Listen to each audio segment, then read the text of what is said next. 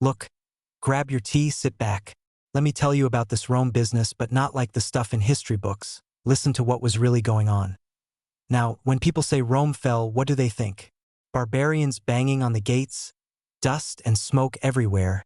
Swords and shields? That's just stories. Huge empires don't just crumble because of a few thugs coming from the outside. Do you know where the real rot starts? Right inside, in the gut. It wasn't the barbarians or the corrupt governors that finished Rome. What finished Rome was the money itself. And you know the scary part? They are doing the exact same thing today. Nothing has changed. Look, let's rewind the tape. Around 211 BC, Rome has this money called the denarius. Razor-sharp money, nearly pure silver. The soldier gets his salary in this, the merchant sells his goods for this. Why?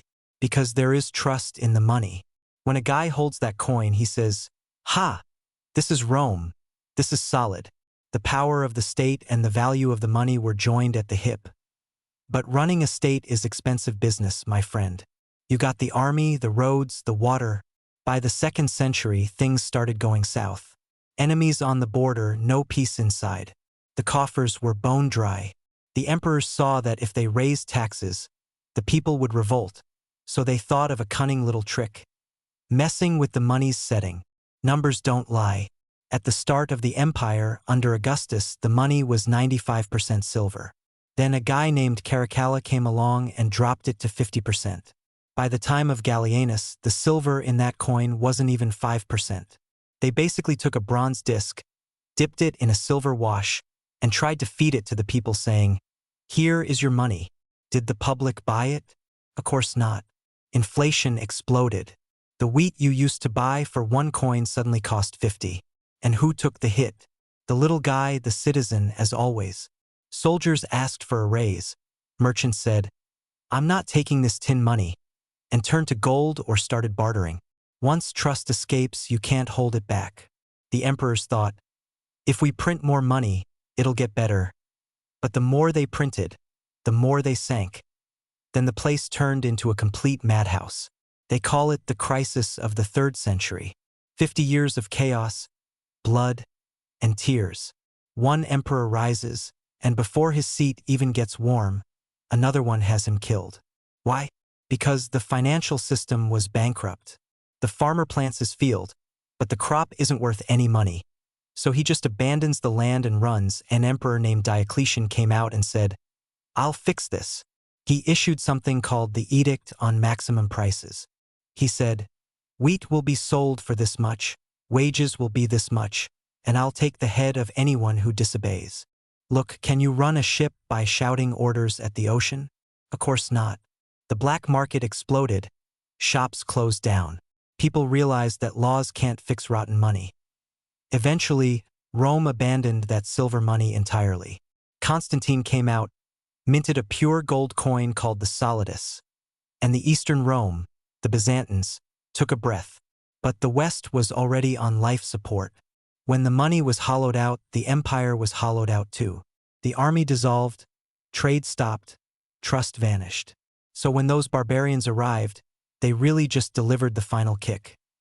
Rome had already eaten itself alive. Now, here is where the rubber meets the road. What does this tell us? Tells us this, my friend. You break the money, you break the state. Rome thought it could trick its people, saying, "The coin looks the same, nobody will notice." Today, modern states are running the same scam by printing paper and playing with interest rates. But the result is always the same. The bill is paid by the public, wealth melts away, and trust ends. History never shuts up. It speaks to those who listen. We've watched the same movie over and over since Rome.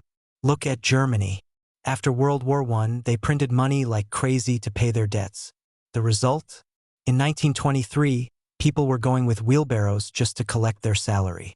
A pensioner's life savings couldn't even buy a single loaf of bread. Look at Zimbabwe. In the 2000s, those guys fired up the printing press, and by 2008, inflation was some percent with a billion zeros.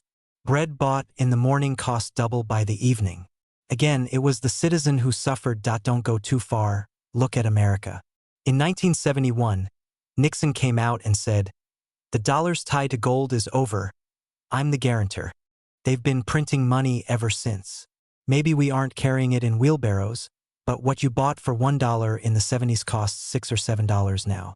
The money's name is the same, the picture is the same, but it's hollow, it's empty. The essence of the matter is this: governments call inflation growth and lull the people to sleep. They say your salary went up, but the price at the market went up even more. Who cares? They pump up the stock market and say we got rich. But the hole in your pocket just gets bigger. Just like the Romans, they pretend everything is fine, but underneath they are nibbling away at your labor. Today the situation is even sketchier, because when Rome fell, only Rome fell. Today, the whole world is tied to this unbacked paper money and debt. If this chain breaks tomorrow, the sound will be heard from every corner of the globe. And be sure of this, when that day comes, the fat cats will be fine. The ones who will suffer are those living on a salary, those trying to save a few pennies. So what are you going to do, my good brother? 1. Get this into your head: inflation is not an accident. It is a choice. It is a hidden tax that slowly robs you. 2. Don't trust the paper. Real wealth is land. It's gold. It's the bracelet on your wrist. It's your craft. Cash turns to trash, but assets are real. 3.